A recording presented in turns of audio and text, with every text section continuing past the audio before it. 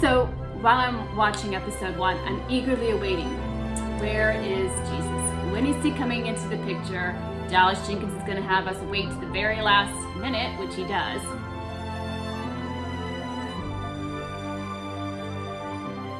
Hi and welcome to Hallelujah Place. My name is Bonnie and today I am going to be talking about episode 1, season 1 of The Chosen. Yes, I am far behind in watching The Chosen series.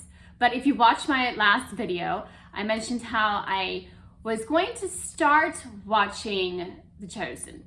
Now, our church started doing it on a Sunday night, so we would watch the episode and then we would discuss the episode. So I've watched the first 3 episodes.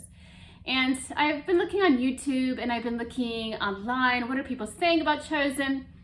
And how a lot of people are saying it's completely unbiblical, and other people are saying, well, it's relational, or we can relate to it. So I wanted to do a commentary series, basically taking apart bits and pieces of each episode and going through parts and saying, well, is this in the Bible? What do you think? Is this not in the Bible?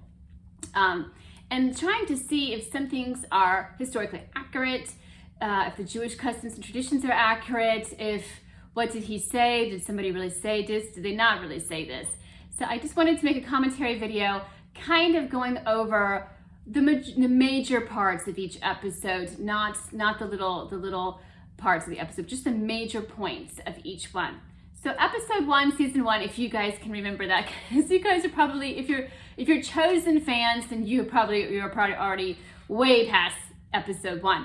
But maybe go back and watch it so we can talk about it and you can tell me what you thought of the episode. But I missed like the first 10 minutes because I was with the children's church, and so when I ran out, they had already watched like 10 minutes. So if somebody wants to fill me in the first couple of minutes of the episode, that would be great.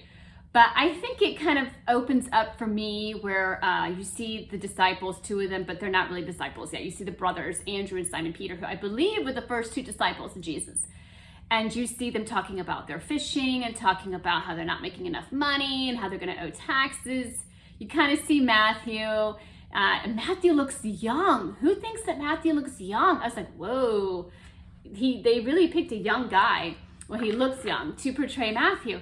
I never pictured Matthew looking that way. And that's probably not the way Matthew really looks in the Bible, from the Bible, but we will find out in heaven, I guess. But anyways, they picked a really young Matthew. And you just see them talking and owing their taxes. And it flashes to Nicodemus, who was one of the Jewish, rabbis, one of the Jewish leaders. But was Nicodemus mentioned in the Bible at that point? No, he wasn't mentioned. They don't mention Nicodemus in the Bible to John chapter 3, when Nicodemus actually goes up to Jesus and questions him in his teachings and wants to know more about Jesus. He does have that heart circle. So in episode 1, it does show Nicodemus. He does have that, well, maybe there's something missing. Maybe we're missing it. Maybe there's too much law and too much order and not enough emotion and heart. Maybe we're missing something to the New Old Testament. Maybe we're missing something. And that's true. Nicodemus did feel that way. I think he was the only Pharisee that actually felt that way. And so he's not mentioned until John chapter 3, and that's where he asks about Jesus. And that's when Jesus, I believe, tells him you can't enter the kingdom of heaven unless you're reborn. And Nicodemus is kind of struggling. What does that mean? And they go into that dialogue. But no, Nicodemus is not in episode 1. He's not seen shepherding the other people. He's not seen preaching. He's not seen trying to take out 7 demons from Mary Magdalene. So that's not in the Bible. And then we show one of the wives of one of the disciples and how they're talking. So Dallas Jenkins is trying to make us be able to relate to these people, relate to the disciples and to the wives. And of course the husband lies to his wife, says everything's okay, I've got a boat full of fish back there, that kind of thing. And he really doesn't, of course. And then we have Quintus. So I'm like, wait a minute, he's not in the Bible. So I go and I look it up. He's not in the Bible, but he is an actual Roman person. He says he was the governor of the Roman forces in Capernaum. So he was a real person. So I would never have noticed that. So Quintus is new. They go try to pay their taxes, and then they have to pay all this interest on their taxes. And then you see another Roman soldier named Gaius. I think that's how they pronounce it, Gaius. And I'm like, well, I've never heard of that guy either. he's probably not in the Bible. I go and look it up.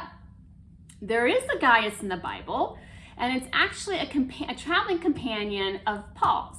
So I don't know if it's actually the same person or not, or if Dallas Jenkins is going to have them pair up. I don't know, but you see him, I think it's in Acts. You see this Gaius character in Acts, and he's actually in Ephesus where they have a lot of false gods, and I think they're trying to arrest Gaius and Paul or something. And then Paul goes off to Macedonia and leaves. So he is mentioned. Whether or not it's the same Gaius, I don't know.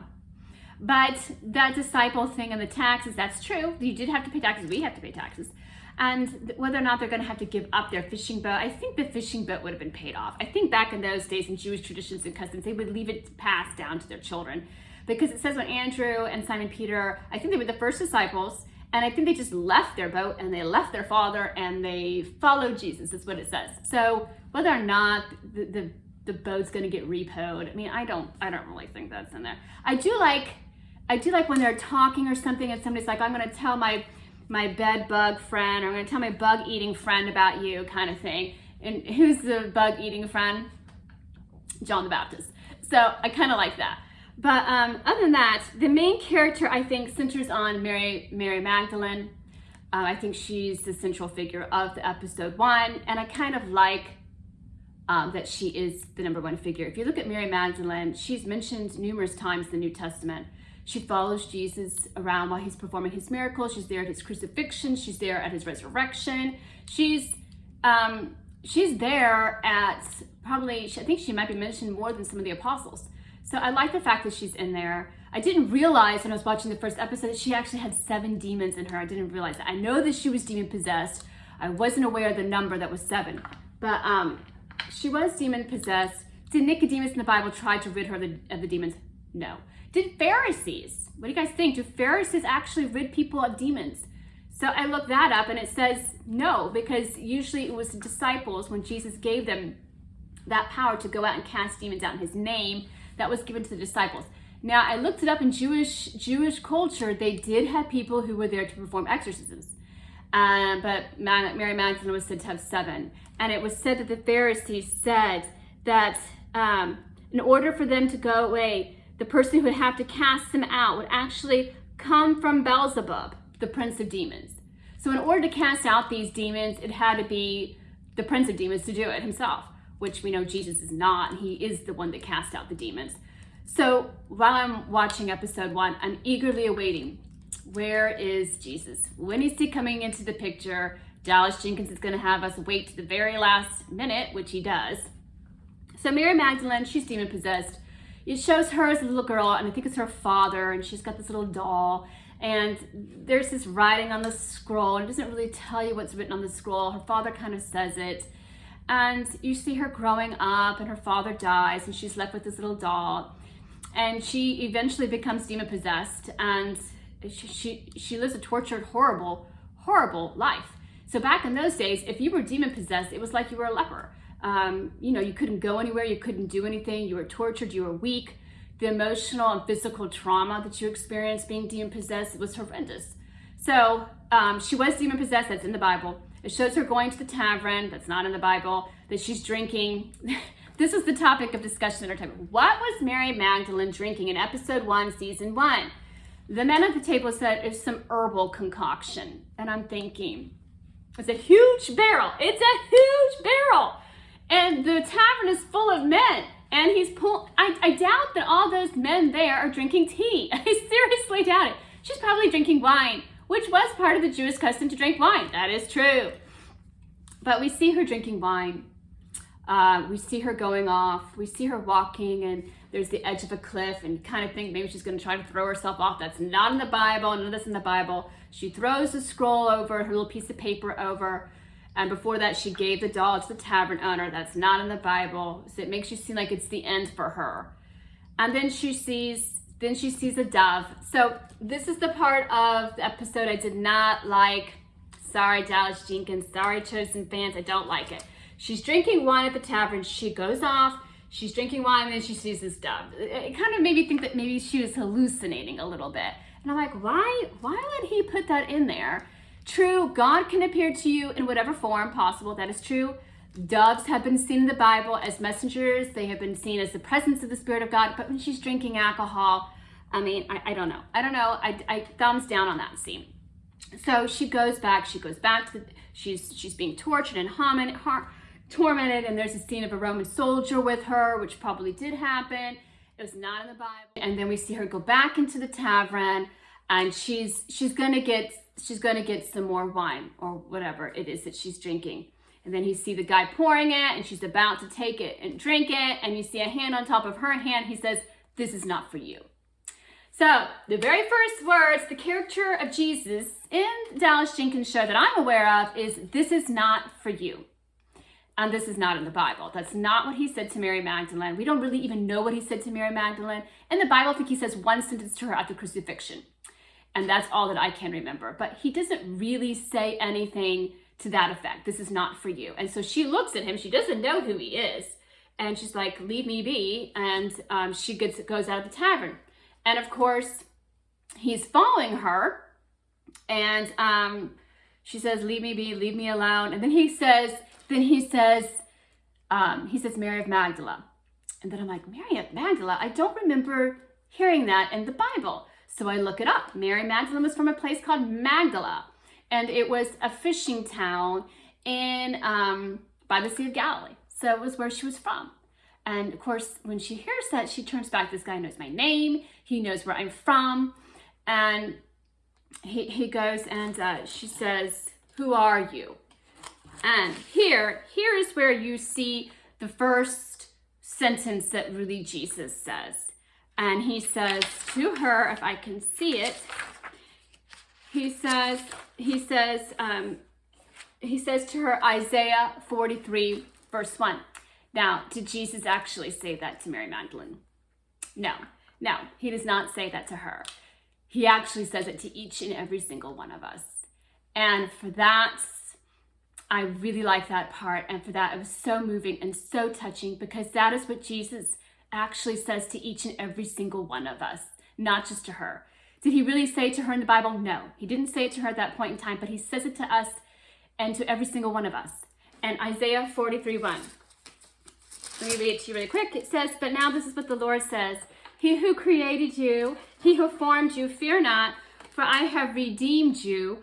I have called you or summoned you by name. You are mine." And that is what the prophet Isaiah said that the Lord says. And he says it to each and to every single one of us. And for that, it led me to watch episode 2. So that was good of Dallas Jenkins to say that. I thought that was really moving. That last scene, you had the music playing and she's crying and he puts his hands on her head, and then you're thinking at that moment that that's when the demons are fleeing and she's crying, and you can just imagine, especially if you're female, you can just imagine her relief, her anguish, her sorrow, and just just hugging Jesus. And that's the end of the episode 1. So yes, I did like episode 1. I liked it because of the ending scene, and I've already watched the rest up to episode 3, so I will have commentary for the second and the third. And I just thought it was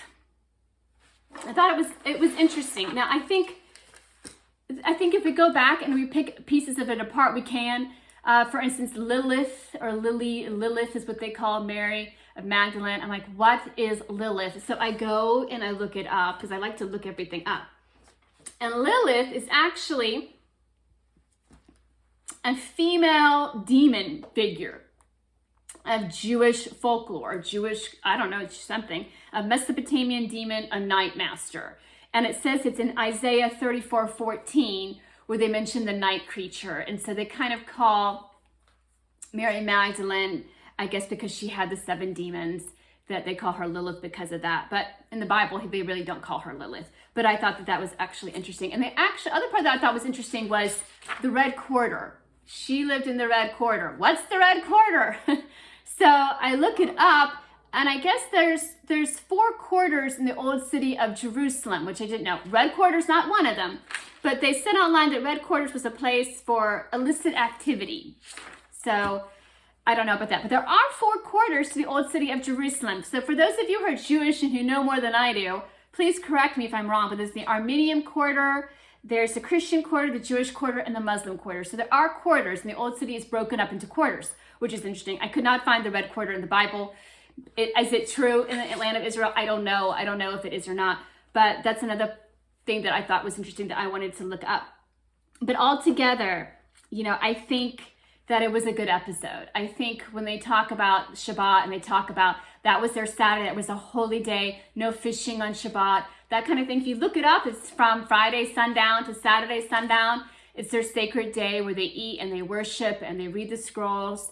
And just trying to learn some of the traditions and the customs of the time, I thought was very interesting for me and for anybody who wants to kind of get a little bit closer to Jesus in that time period. I thought it was a good episode. So what did you think of episode 1? Let me know in the comments below. Did you like it? I mean, if you've seen the other episodes, are they better? I really like the ending. I really like how he says Isaiah 43:1 and how he says it for all of us.